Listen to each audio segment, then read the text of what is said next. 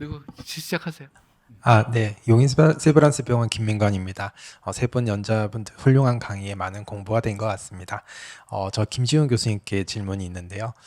먼저 이렇게 아직 언퍼블리시 데이터까지 보여주시면서 저희 많은 가르침을 주셔서 너무 감사드리고, 제가 조금 신기했던 부분은 우리 내셔널와이드 데이터에서는 뉴 온셋 AP 디텍션이 5%인데 삼성 서울병원 데이터에서는 15% 정도로 굉장히 높은 뉴 온셋 AP 디텍션 하시는 그 센터로 소개를 해주셨습니다. 그래서 새롭게 AP를 진단하기가 어떻게 보면 쉽지 않을 수 있거든요. 그래서 저는 환자들한테 1년에 한 번씩 홀터를 해보자 이렇게 권유를 하면 환자가 처음엔 잘 따라오다가도 24시간 홀터도 상당히 편한 검사는 아니라서 잘 안 하고 오실 때도 많거든요. 그래서 어떻게 이렇게 높은 AP 디텍션을 하시는 센터가 되셨는지 한번 저희들한테 좀 알려주실 수 있으면 감사하겠습니다. 말씀 감사합니다. 제가 한 건 없어갖고 저의 그런 그 느낌을 말씀드리겠습니다. 이상철 교수님께서 답해 주실 수 있을지 모르겠습니다. 저희가 15%는 10년 팔로업이에요. 미디안 팔로업 듀레이션 8년에서 8년 환자들을 갖고 10년을 트렁케이션 했을 때 15% 정도 나오는데 높은 건 아닙니다. 단순 나누기 10을 하면 1.5%니까. 근데 이제 내셔널와이드 데이터는 연간 4.3%에서 5%로 보고가 되고 있습니다. 그래서 그 차이는 제 생각에는 이제 부정맥 팀에서 많이 이제 팔로업하면서 그것에 포함되지 않은 환자도 있고, 또 하나가 컴피팅 리스크라고 팔로업하다가 다른 사망을 하거나 다른 이유로 이제 팔로우 로스가 되면 안 생긴 걸로 코딩될 수 있기 때문에 그런 요소도 있고, 또 저희는 아주 스몰이거든요. 우리나라 13,000명 중에. 그래서 그냥 참고 정도만 하시면 되지 않을까 생각합니다. 아니 그걸 왜 참고만 해요? 네, 김지훈 선생님 말씀을 잘하셨는데 뭐 특별한 그 비결이 있어서라기보다는 기본적으로 저희 코호트가 보통 우리 병원 코호트는 정리된 거는 한 500명 정도고, 그다음에 지금 아직 정리 덜 된 게 500명 추가 정도 있어 한 1000명 정도 되는데, 10년 정도 팔로우하면은 연간 지금 얘기한 것처럼 매년 발생하는 건수는 그렇게 사실 많지는 않아요. 그리고 지금 이 제일 중요한 거는 아직 파묻혀 있는 데이터가 워낙 많을 거라고 생각을 하고, 지금 마지막에 김대영 선생님도 말씀하시고 김민수 선생님 모두 다 강조하시게 어떻게 세김씨가 다 나와, 김씨 세 명이 다 김씨지. 예, 그랬는데 그러니까 김용관 선생님도 김씨고, 그러니까 김미관 선생님도 있네. 미안합니다. 근데 아무튼 여러 가지로 그렇게 우리가 내셔널 우리 HCM 연구회에서 데이터를 모아서 궁금한 거를 해소해야 될 것들이 굉장히 많다는 거가 여기서 드러나는 거거든요. 외국 데이터만 봐도 이미 인시던스 레이트가 사실 15%보다 더 높아요. 어떤 데이터에서는 20% 넘어가는 것들도 있거든요. 근데 우리한테 지금 나와 있는 내셔널 레지스트리 데이터가 5%밖에 안 된다는 건, 이거는 뭔가 지금 아직도 묻혀 있는 데이터가 너무 많다는 얘기이기 때문에 우리 연구에서 할 일이 그만큼 많아지는 거 아닐까라고 생각을 합니다. 질문에 포커스를 하면은 홀터를 얼마 간격으로 하나요? 삼성. 제가 제 경우에는 홀터를 보통 2년에 한 번씩 꼭 하고요. 2년에 한 번씩. 네, 2년에 한 번씩. 나는 하고요. 굉장히 더 자주 할 줄 알았는데. 네, 2년에 한 번씩 꼭 하고 EKG를 매년 찍습니다. 올 때마다. 그래서 사실은 파록시스마 AFib 발견된 것보다는 지금 15%라는 게 퍼시스턴트 AFib 발견된 디벨롭하는 환자들이거든요. 그래서 그렇게 많은 케이스라고 생각되지 않습니다. 저 같은 경우는 1년마다 팔로업 하는데 HCM은 컴플라이언스가 워낙 좋아서 환자들 불편 없이 잘 따라오는 것 같은데. 자, 계속. 더 자주 하세요, 김미관 선생님도. 예, 안녕하십니까. 계명의대 이정입니다. 세 분 연자 교수님들께서 주신 강의 통해서 많이 배울 수 있는 귀중한 시간이었던 것 같습니다. 저는 김민선 교수님께 한번 여쭤볼 수 있을까 싶습니다.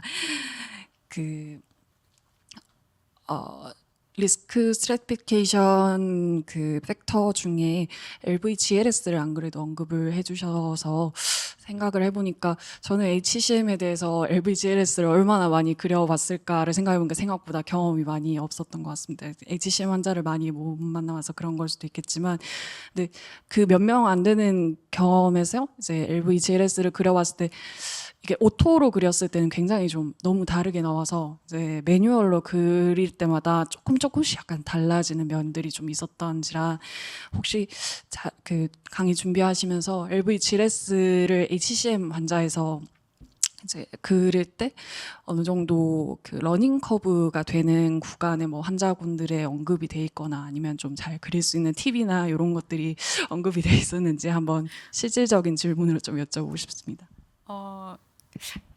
GLS의 러닝 커브에 대해서는 저도 잘 모르겠고 사실 약간 저희 랩에서도 물론 GLS를 많이 이렇게 그리기는 하지만 실제로 말씀하신 대로 오토메저, 이렇게 소노그래퍼들이 오토메저 하는 경우들이 많아서 주로는 뭐 연구를 할 때나 이럴 때는 사실은 이제 한 연구자가 진행을 하는 게 더 정확하기 때문에 사실 저희 펠로우 때 경험에서는 에코팩 같은 이제 되게 포스트로 메저를 한 사람이 연구자가 이제 하게 되면 오히려 여러 명이 재는 것보다는 조금 더 일관된 결과들을 가질 수 있으니까 그런 부분들이 조금 도움이 되지 않을까 싶습니다.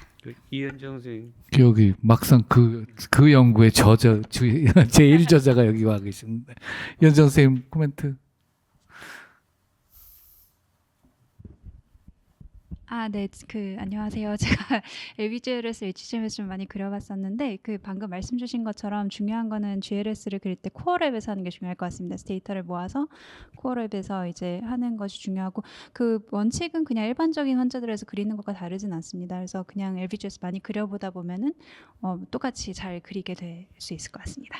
우리 스트레인의 대가이신 우리 조구영 선생님 한 말씀 뭐 그게 특별한 게 딴 있나요? 거는 다르지. 그게 thickness가 일관되지 않기 때문에 그렇기 때문에 근데 두꺼운 걸 기준으로 해보면은 얇은 데서 페리카디움을 갖다 그릴 수가 있거든요. 그건 절대 안 돼요. 차라리 덜 그리더라도 페리카디움이 침범되지 않는 부위에서 최대한으로 월 thickness를 만들어서 한번 해보면은 괜찮을 것 같습니다. 네. 조동 선생님 뭐 그 얘기 나온 김에 한번 여쭤보고 싶은 건 그 논문이 너무 재밌었는데 그 LG가 사실 이 마이오카디아 스카를 반영하니까 GLS보다 더 예측력이 좋을 것 같은데 거기다 더 에디티브 밸류가 있다는 게 재밌었는데요. 그 GLS가 그렇게 예측력이 높은 그 배경을 어떻게 설명할 수 있을지 여쭤보고 싶습니다. 글로벌 롱지튜드널 스트레인이 반영하는 게 제가 생각했을 때는 LV 시스톨릭 펑션을 이제 센시티브하게 반영하지만 마이오카르디움 자체에 이제 파이브로시스 같은 메저들도 반영을 한다고 생각을 해서 그런 여러 가지들이 같이 영향을 줘서 LV GLS가 좋은 마커로 나타나지 않았을까 생각이 듭니다. 일반적으로 또 다르게 설명하면요, 그 GLS가 더 보여주는 거 주로 어쨌든 텀상 그 바이셀프 론지튜디널 스트레인이잖아요. 그러니까 론지튜디널 무브먼트를 많이 결정을 하는데 그 파이브로시스에 의해서 일어나는 그 변화는 서컴프렌셜 또는 이 텐젠셜 이런 무브먼트가 더 영향을 많이 받아요. 그래서 그 파이브로시스하고 론지튜디널 스트레인은 직접적인 연관성이 좀 떨어질 가능성이 꽤 높습니다. 그런 걸 좀 생각해 봐야 될 거예요. 네, 동아대병원 순환기내과 임경희입니다. 오늘 앞서 교수님들의 강의 환자분을 진료하는데 큰 도움이 될 것 같습니다. 저는 마지막으로 김대영 교수님께 질문을 드리겠습니다. 이제 기본적으로 HCM의 경우는 홀터나 에코를 뭐 바이애뉴얼이라도 봐야 되기 때문에 대개는 2차 병원에서 팔로우업을 하고 계실 것 같은데 최소한 그런데 이제 앞서 발표해 주셨던 주제였던 다이나믹 엘보요티 옵스트럭션이 심해서 정말 이제 서지컬 인터벤션이 필요한 경우에 있어서는 저희가 이제 3차 병원으로 보내야 하는 시점일 것 같습니다. 그렇다면 선생님께서는 어떤 시점에서 우리가 이런 HCMP 환자를 조금 더 하이 센터로 보내야 하는지 약물 치료를 어느 정도 선에서 접고 그렇게 환자를 리퍼해야 되는지에 대한 조금 가이드를 주시면 감사할 것 같습니다. 감사합니다. 제가 가이드를 드릴 정도의 내공이 있지는 않은데, 근데 실제로 외래에서 오면 의심만 돼도 아무 증상이 없어도 보내는 경우가 대부분이어서 저희가 그렇다고 보내지 마시라고 할 수는 없는 것 같고, 하지만 이제 그 교수님께서 말씀해 주시는 강조하는 거는 어느 시점에서 우리가 클로즈 옵저베이션도 열심히 해야 되고 치료 옵션도 잘 고민해야 되는 부분인데 항상 그 치료의 목적을 설명한다든지 아니면 프레셔 그레디언트가 어느 거랑 관련이 있다는 것을 하는 것이 심텀이라고 항상 이제 나오는 것 같습니다. 심텀이 있으면 더 우리가 찾아서 프로보케이션을 열심히 해야 되는 것에서 옵스트럭션이 우리가 인지하지 못하고 있는 것을 찾아내야 된다고 계속 강조하는 것 같아서 심텀이 가장 중요할 것 같고, 그렇다면 이 심텀이 두 번째로는 제 생각에는 이게 옵스트럭션과 관련이 있는 심텀이 맞는지 혹시 다른 팩터가 있는지를 잘 구분을 해서 그 심텀이 이 HCM과 관련이 있는 문제라면 저희가 계속 옵저베이션을 클로즈하게 하고 치료 옵션을 고민해야 되는 기준이 되지 않을까, 뭐 제 개인적인 생각은 그렇습니다. 감사합니다. 네. 저는 먼저 고려대 조동영입니다. 저는 먼저 말씀드리고 싶은 거는 이제 그 연구 회장님과 자리를 준비해 주신 교수님께 감사드리고 싶은 건 저희들이 이제 상대적으로 이 주니어 스태프들이 많은데 이렇게 젊은 의사들에게 발표와 이런 토론의 기회를 주셔서 이런 배려에 감사드리고, 이런 자리를 바탕으로 저희들이 잘 뭉쳐서 발전할 수 있는 기회로 삼도록 노력하겠습니다. 저는 이제 그 김지훈 교수님 그 레지스트리 발표 들으시면서 약간 좀 가슴도 뛰고 정말 필요하다 이런 생각이 들었는데, 그러면 이렇게 레지스트리를 구축할 때 좀 또 우리나라만의 좀 노벨한 파라미터를 좀 생각하시고 있는 게 있는지 그런 거 한번 여쭤보고 싶고, 그리고 김대현 교수님과 다른 자장 교수님께 여쭤보고 싶은데, 이 LVOT 옵스트럭션이 있는 혈압이 마지노럴 환자들에서 베타 블로커를 이제 시작하게 되는데 혹시 선호하는 베타 블로커나 뭐 팁 같은 게 있는지 좀 여쭤보고 싶었습니다. 네, 안녕하세요. 그 질문 감사드립니다. 아마 저보다 더 많이 아시는 분들이 여기 아주 많은데 그냥 재미로만 들어주시면 될 것 같습니다. 그 김영광 교수님이랑 특히 김영광 교수님 스트레인 연구 엄청 많이 하셨거든요. 제가 뭐라도 기여하고 싶어서 모든 변수를 유니베리어블로 다 넣어봤는데요. 안 됩니다. 스트레인을 못 이깁니다. 그 이펙트 사이즈나 해저드 렐러티브 레이쇼 리스크 감소가 이상하게 못 이기더라고요. 특히 레프트 에이트리얼 스트레인을. 그래서 제가 노블한 건 제시드릴 수는 없지만 거기 좀 더 집중해서 더 많은 그 아웃컴을 수집하고 환자를 모으면은 더 재밌는 결과 나오지 않을까 하고, 이건 첨언인데 아까 LVOT 옵스트럭션 저희 병원 이제 수술 많이 하시는 교수님이 계시는데 그 수술할 때 환자가 제발 해달라고 할 때 하십니다. 증상이 어느 정도 있어서는 안 하고, 오픈 하트 서저리잖아요. 이게 풀 스토노토미하고 멈추고 하는 거라 그 증상이 없거나 환자가 망설임 안 합니다. 그래서 제가 마지막으로 86세 할머니였나? 재활해달라고 해서 해고 잘 사신 분도 계시고요. 젊은데 100 나와도 프레셔 그레디언트 안 합니다. 합니다. 이게 먼저.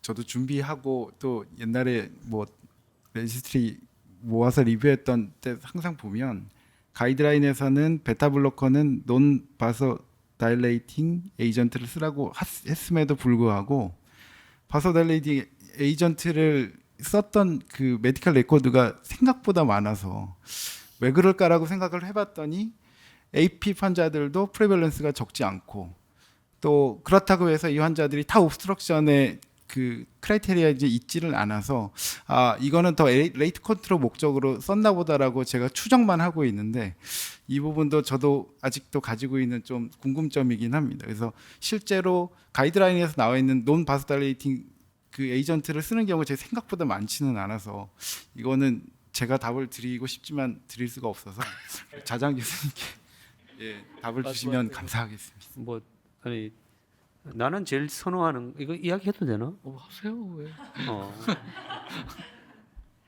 나는 비소프롤을 갖다 제일 선호해. 메타프롤은 먹기가 불편하고 굵고, 그리고 저거 다른 것들은 약간의 바쇼다일렉트 이펙트가 있는 거니까 그걸 갖다 가장 선호합니다. 그리고 그 용량도 다양하게 있고. 이상철 교수는 뭘 제일 선호? 뭐 일반적으로 제가 제일 많이 쓰는 베타 블로커는 역시 비소프롤롤하고 네비블롤이에요. 어쨌든 그 3세대로 쓰려고 노력을 하고 있고, 네비블롤 같은 경우는 하트레이트 리덕션 효과가 좀 적어요. 다른 거에 비해서.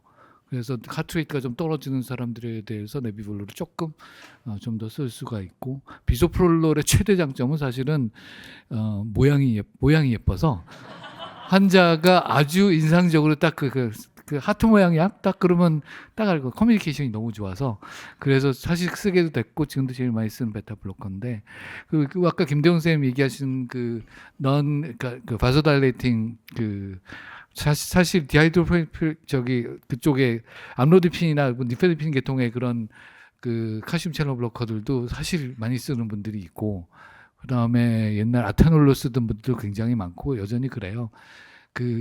그거는 이제 20세기에서 21세기 초까지 보시던 선생님들의 잔재가 아직도 남아 있어서 그렇거든요.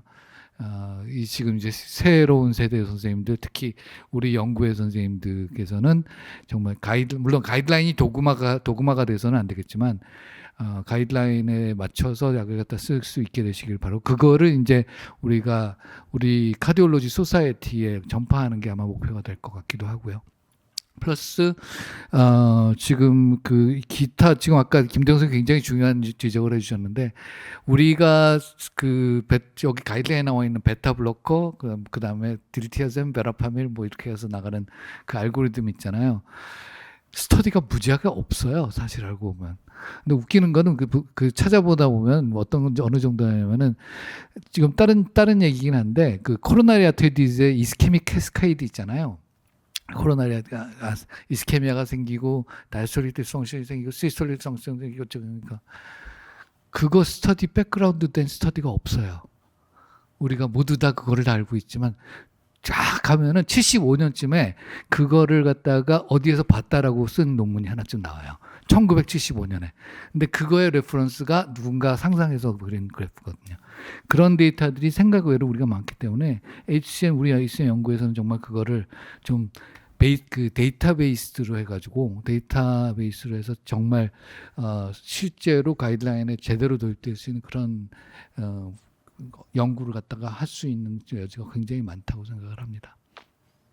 네, 온라인에서 질문이 HCM 환자가 어느 시점에 수술을 고려하는지, 아마 아까 전에 김준 쌤이 환자가 해달라고 할 때 하는 게, 왜냐면 리스크가 있는 수술. 원칙은 우리 김대웅 선생님이 말씀하셨고 이게 적은 수술이 아니고 이게 굉장히 서전에 디펜던트한 수술이기 때문에. 아까 지금 마바캄탄에 대한 부작용을 물어보시는 것 같은데, 우려되는 부작용에 대해서 물어보셨는데, 이게 저는 우리 병원은 이제 통과돼 가지고요. 아직 저는 경험이 없습니다. 혹시 써보신 경험이 있는 분이 있는가요? 김영관 선생님도 아직 서울대에서 연관동에서도 시작되지는 않았죠, 아마? 아직도? 네. 그쪽에서 긴급으로 쓰신 분이 계시다고 들었는데, 분당에서 박진주 선생님이. 박진주 긴급으로 써. 네, 이거는 일단은 저희들도 경험이 별로 없습니다. 이게 아마 근데 아까 전에 왕 선생님이 뭐 부정맥에 대해서는 아직까지는 플라시보 그룹하고 큰 차이가 없다 했고, 대신 이젝션 프랙션은 잘 살펴보시고, 근데 계속 하는데 3개월마다 에코를 갖다가 권하는 것 같아요, 앞으로도. 근데 이게 프랙티컬하게 좀 힘들지만은 그 EFN을 좀 자주 보시고. 우려되는 제일 큰 부작용은 파산 아닐까요? 파산. 그다음에 심토매틱 에이피컬 하이퍼트로피에 대해서 사용해 볼 수 있는지요? 심토매틱 에이피컬 하이퍼트로피는 아마 마바캄탄을 이야기하신다 그러면은, 그래서 아직 이거 데이터는 아직 저희들이 이게 뭐 obstructive에만 썼고, 그다음 non obstructive는 그냥 그게 환자의 그거 뭐고 캔서 스코어라든지 뭐 이런 거를 갖다 퀄리티 오브 라이프에 대한 이야기 있고, 카디오 펑머리 엑서사이즈 테스트에서 있는 거니까요. 아직까지 이 데이터는 어떻게 될지는 아직을 좀 기다려봐야 됩니다. 아마 질문하신 선생님의 의도는 잘할 것 같아요. 이게 에이피컬 하이퍼트로피는 엘브 캐비티도 적고 다이렉틱스 쓰기도 어렵고 계속 숨차다 하면은 참 쓸 약이 없어서 아마 질문하신 것 같은데, 아마 몇 년 지나면은 답을 해줄 수 있지 않을까 생각합니다. 우리 연자 선생님들께서는 서로 질문하시고 싶은 거라든가, 우리 학회 연구에 질문하고 싶은 생각은 없으세요? 없으시면은 다시 또 우리 패널 선생님 더 질문이 더 있으실까? 김민관 선생님. 네, 저 질문 하나만 더 하겠습니다. 김대영 선생님 그 강의 내용에서 나온 건데요. LBOT obstruction을 쉽게 잘 프로보케이션 할 수 있는 센터 랩도 있고, 저처럼 이제 비기너가 혼자서 이렇게 판독해야 되는 세션에서 소노그래퍼도 그 비기너일 경우가 참 난감할 때가 많습니다. 그래서 저한테 넘어왔는데 저도 이제 환자를 시킬 때 프로보케이션 잘 안 될 때가 있거든요. 근데 NTG 서블링규얼 NTG를 물론 컨트라 인디케이션일 수도 있는 약이지만 써보면 또 효과가 있었던 케이스도 한두 케이스 있었던 것 같아요. 근데 물론 센트럴 도그마가 그 발사받겠지만 혹시 그런 다른 경험이 있으신지, NTG 서블링규얼 NTG를 포함해서 혹시 또 발사발을 잘 시킬 수 있는 방법, 노하우 이런 걸 좀 말씀해 주실 수 있을까요? 굉장히 프랙티컬한 질문이네.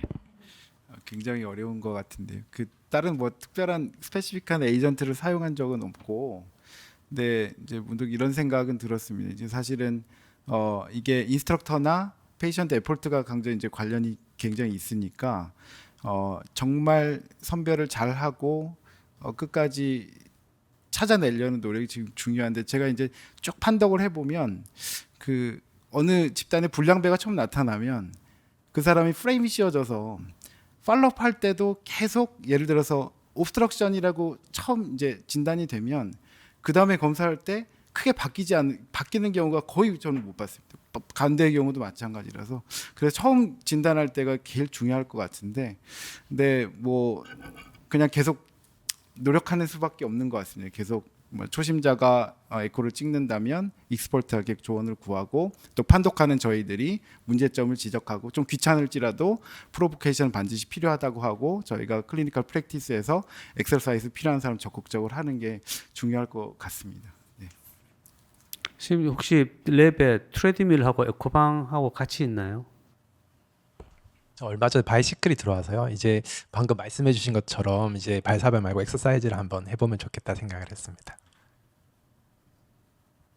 바이시클은 조금 그런데 어차피 트레드밀을 갖다가 퍼스트 다이그노시스 할 때는 첫 번째는 트레드밀을 하니까 확실히 우리도 바이시클 하고 많이 하는데 트레드밀을 갖다가 어차피 해야 되니까 하고 난 다음에 에코 한번 되는 것도 좀 도움이 될 것 같아요.